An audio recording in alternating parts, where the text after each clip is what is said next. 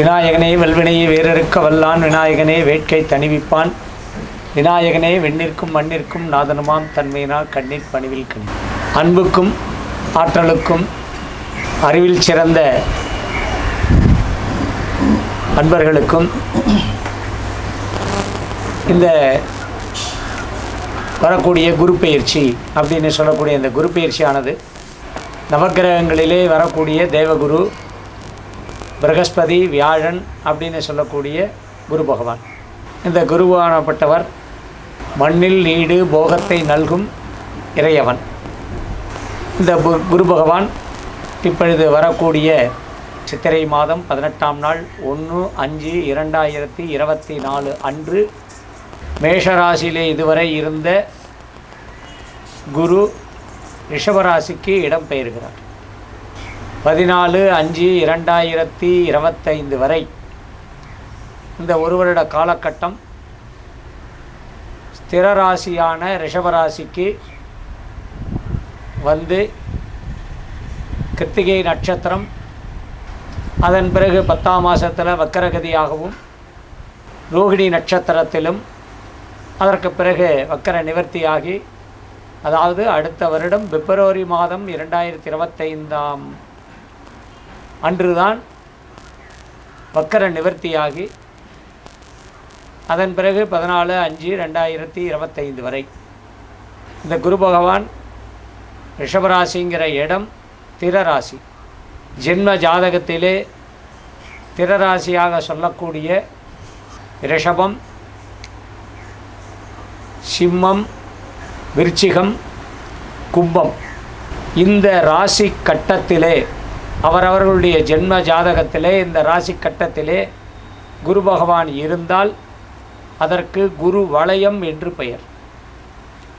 ஸ்திரராசி உபயராசிக்கு அதிபதியானவர் ஸ்திரராசியிலே இருந்தால் அது விரயம். உபயத்துக்கு திறம் விரயராசி, விரயஸ்தானம்.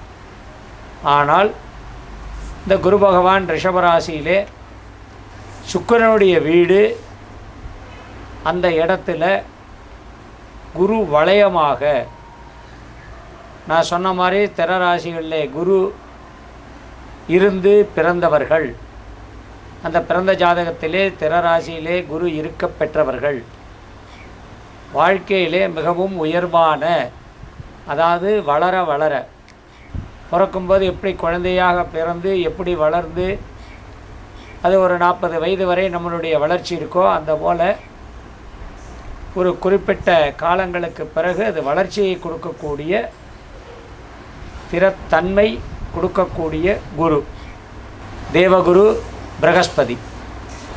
அனைவருக்கும் நல்ல விஷயங்களை போதிக்கக்கூடியவரும் நல்ல செயல்களை செய்வதற்கு உண்டான சுபக்கிரகங்களும் சுபக்கிரகமானவர் புனர்பூசம், விசாகம், பூரட்டாதி நட்சத்திரத்துக்கு அதிபதி. இவருடைய திசையானது ஜாதகத்திலே 16 வருடங்கள் இருக்கப்பட்டவர்கள். மேற்சொன்ன நட்சத்திரத்திலே பிறந்தவர்கள் குரு திசையிலே பிறக்கக்கூடியவர்கள். அப்போ சுபதிசையிலே பிறந்தால் எவ்வளோ மனநிலை கலக்கம் இருந்தாலும் அந்த மனநிலை கலக்கமானது, மனநிலையானது ஆரம்பத்தில் கொஞ்சம் சஞ்சலமாக இருந்து அதற்கு பிறகு ஒரு நல்ல நிலையை, நல்ல எண்ணத்தை, நல்ல செயலை, நல்ல விஷயங்களை செய்யக்கூடியவர்களாக இருப்பார். அப்படியாகப்பட்ட அந்த குரு அவருக்குரிய தானியம் கொண்டைக்கடலை, அவருக்குரிய அதிதேவதை அப்படின்னு சொல்லக்கூடியவர் பிரகஸ்பதி, இந்திர மருத்துவர். அவருக்குரிய தன்மை தட்சிணாமூர்த்தியினுடைய அருள்கடாட்சம் பெற்றவர். குருவே நமக, குணினாம் குருவே நமக அப்படின்னு சொல்லக்கூடிய, குணவத ஸ்ரேஷ்டாய நமக அப்படின்னு சொல்லக்கூடிய தன்மையுடையவர். ஆசிரியர்களுக்கெல்லாம் ஒரு ஸ்தான பலனை கொடுக்கக்கூடிய கிரகம் இது. 12 ராசிக்காரர்களுக்கும் எத்தகைய நிலையை கொடுக்கிறது? குரு ரிஷபத்திலே அமர்ந்து தான பலத்தையும் அதாவது ரிஷப ராசியை புனிதமாக மாற்றுவதும், அவர்களை நல்வழிப்படுத்துவதும், அவர்களுக்கு நல்ல எண்ணம் நல்ல செயல்களை கொடுப்பதும். சுபர் வீட்டிலே சுபக்கிரகம் அமர்கிறார்.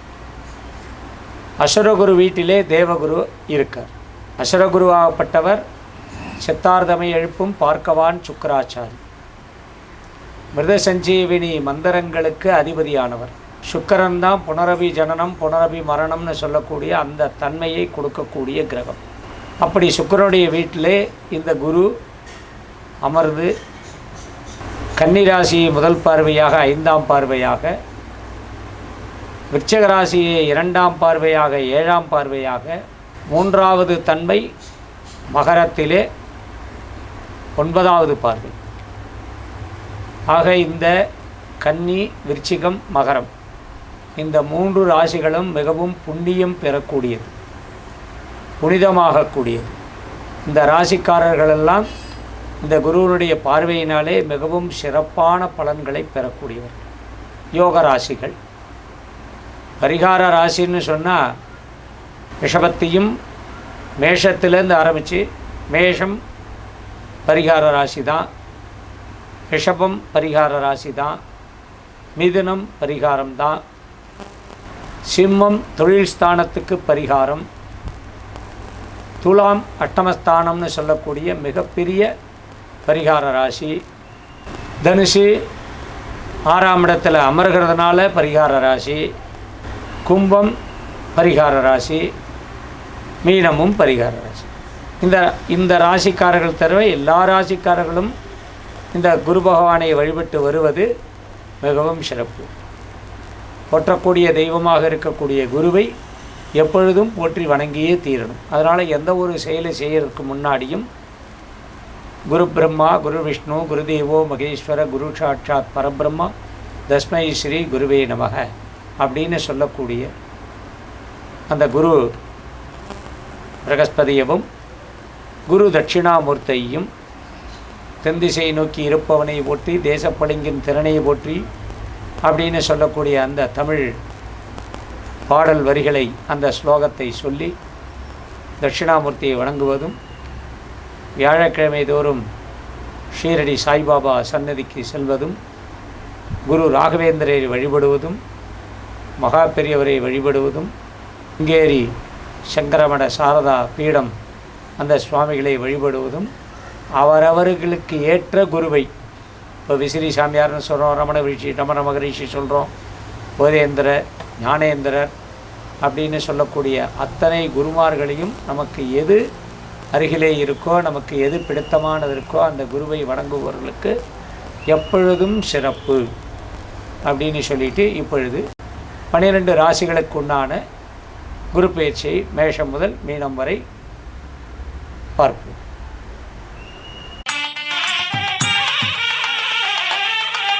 அன்பான விருச்சிக ராசி அன்பர்களே, விருச்சிக லக்கணக்காரர்களே, இந்த குரு பயிற்சி உங்களுடைய 6ஆம் இடத்தில் இதுவரை இருந்து வந்த குரு 7ஆம் இடத்துக்கு பெயர்ந்து வருகிறார். இந்த ஒரு வருட காலமும் 7ஆம் இடம்ங்கிறது ஒரு உயர்ந்த ஸ்தானம். அந்த ஸ்தானத்தில் ஒரு சுபக்கிரகமான குரு சுபக்கிரகமான சுக்கிரனுடைய வீட்டுக்கு தான பலன் பெறுகிறார். இந்த பலன் எல்லாமே உங்களுக்கு இப்போது நல்ல நேரம் நல்ல காலம், இந்த குடுவெடுப்பக்கார மாதிரி சொல்லிடலாம்.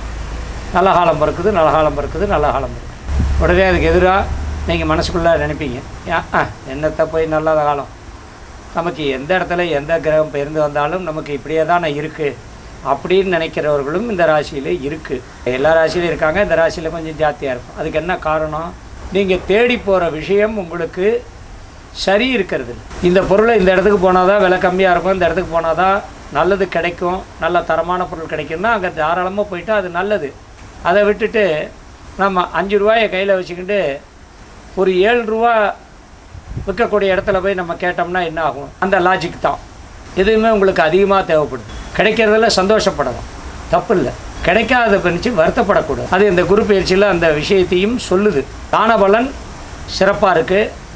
7ல் குரு இருந்தால் எல்லாமே நடக்கும், எல்லா நல்ல காரியங்களும் நடக்கும், எல்லா நல்ல விஷயங்களும் கிடைக்கும். திருமண வயதில் இருக்கிறவங்களுக்கு திருமணமாகும், குழந்தை பேர் கிடைக்கும், நல்ல உத்தியோகம் கிடைக்கும், நல்ல வருமானம் கிடைக்கும், சம்பாதிக்கிறவரோட சம்பாதிக்காதவர்களுக்கு இந்த நேரம் நல்லாயிருக்கும், சம்பாதிக்கலைன்னா கூட நேரம் நல்லா இருக்குது. ஏன்னா மன அமைதி, சந்தோஷம் அப்படிங்கிறது கிடைக்கும். அப்போ என்ன, எல்லாமே உங்களுக்கு கிடைக்கும்னு அர்த்தம். அப்போ நீங்கள் சந்தோஷப்படுறீங்க. உத்தியோகஸ்தானம் வலுவாக இருக்குது, உயர்ந்த ஸ்தானமாக 7ஆம் இடம் இருக்குது. ஒரு சம்பாத்தியத்துக்கு மேலே இன்னொரு சம்பாத்தியம் கிடைக்கும். இப்போ அந்த சாஃப்ட்வேர் அப்படின்னு சொல்லக்கூடிய மென்பொருள் துறையில் இருக்கக்கூடியவர்களுக்கு வேலை பளு குறையும், மேலதிகாரிகள்கிட்ட நல்ல ஒரு பேரு புகழ் கிடைக்கும். யாருக்கிட்டையும் நீங்கள் கை கட்டி நிற்க வேண்டிய அவசியம் இல்லை. நண்பர்களால் உங்களுக்கு நல்ல விஷயங்கள்லாம் நடக்கும். இந்த காதலுங்கிறது இந்த ராசிக்கு கொஞ்சம் இந்த நேரத்தில் செல்லும். சிறு வயதுக்காரர்கள், நான் சொல்கிறது 30 வயசுக்குள்ளே இருக்கிறவங்களுக்கு, காதலிப்பவர்களுக்கு அந்த காதல் கைகூடும். போலீஸ் துறையில் இருக்கிறவங்களுக்கு மேலதிகாரிகளுடைய பாராட்டு கிடைக்கும், உத்தியோக உயர்வு கிடைக்கும். அரசாங்க உத்தியோகத்தில் இருக்கிறவங்களுக்கு அரசாங்க உத்தியோகம் சிறப்பாக இருக்கும். அரசியல்வாதிகளுக்கு நல்ல நேரம், பணம், புகழ் கிடைக்கும். சினிமா துறையில் இருக்கிறவர்களுக்கு ஏதாவது ஒரு வகையில் யார் உதவியின் மூலமாக உங்களுக்கு நல்ல பொசிஷனுக்கு நீங்கள் வருவீங்க. உங்களுடைய 11ஆம் இடத்தை குரு பார்க்கறதுனால எல்லா விதத்துலேயும் எந்த வேலை செஞ்சாலும் அதில் லாபம் உண்டு. மற்றவர்களை நம்பி ஏமாந்தவர்களுக்கு அந்த ஏமாந்த விஷயத்தில் நட்டமான பொருள், பணம் அதெல்லாம் கொஞ்சம் பைசலாகும். தொலைந்த பொருள்கள், கைவிட்டு போன பணம் உங்கள் கைக்கு வந்து சேரும். கணவன் மனைவி உறவு நல்ல ஒரு அந்யோன்யமாக இருக்கும். 50 வயசு வரைக்கும் இருக்கிறவங்களுக்கு, அதுக்குள்ளே இருக்க அத்தனை பேர்களுக்கும் இதுவரை தெரியாமல், உங்களை பற்றி புரிஞ்சிக்காமல் உங்கள்கிட்ட சண்டை போட்டேன், உன்னை பற்றி தெரியாமல் உங்கள்கிட்ட தினம் சண்டை போட்டேன் அப்படின்லாம் சொல்லி சமாதானம் ஆகிடுவீங்க. வெளிநாடு பிரயாணம் உங்களுக்கு நல்ல லாபத்தை கொடுக்கும். வெளியூர் பிரயாணங்கள் உங்களுக்கு யோகத்தை கொடுக்கும். அடிக்கடி வெளியூர் போகக்கூடிய சூழ்நிலைகளை உருவாக்கும். நல்ல சுப விஷயங்களுக்கு, சுப காரியங்களுக்கு போய் கலந்துக்கக்கூடிய காலம் இந்த காலம். அதுக்குண்டான பொருள், பணம் உங்கள் கைக்கு கிடைக்கும். 50 வயசுக்கு மேலே 60 வயது வரை இருக்கக்கூடிய ஆண் பெண்களுக்கு குடும்பத்தில் சொத்து, பணம் சேர்க்கை உண்டு. உத்தியோகம் பார்க்குறவங்களுக்கு சிறப்பான ஒரு மேன்மையான ஒரு உத்தியோகம் கிடைக்கும். அந்த உத்தியோகத்தில் இருக்கிறவங்க எல்லோரும் உங்களுக்கு அனுசரணையாக இருக்கும். அது உங்கள் ராசியை பார்க்குறதுனால குரு. உங்களுடைய எண்ணம், செயல் அடுத்தவர்களுக்கு நல்லதாகவே உங்களுக்கு மாறும். உங்களுடைய ரகசியம் ஒன்றும் பெரிய ரகசியம் கிடையாது. ஆனால் அடுத்தவர்களுடைய ரகசியத்தை நீங்கள் அதை நீங்கள் ரொம்ப காப்பாற்றணும். உங்கள்கிட்ட யாராவது ஏதாவது சொன்னால் அதை நீங்கள் மனசில் வச்சுக்கணும், வெளியில் சொல்லக்கூடாது. நீங்கள் திறந்த மனதுக்காரர், எப்போவுமே வெளிப்படையாக தான் பேசுவீங்க அப்படிங்கிறதெல்லாம் உங்களுக்கு ஒரு குறிப்பிட்ட விஷயங்களுக்கு தான். உங்களுடைய 3ஆம் இடத்தை குரு பார்க்கறதுனால முயற்சி பலிக்கும், வீரியம் கிடைக்கும். எவ்வளோ விஷயங்கள் நீங்கள் எவ்வளோ நல்லது பண்ண முடியுமோ அவ்வளோ நல்லதும் இந்த குரு பயிற்சி காலத்தில் நீங்கள் பண்ணிடணும். சிறப்பாக இருக்கும். நல்லதே நடக்கும். மீண்டும் சந்திப்போம்.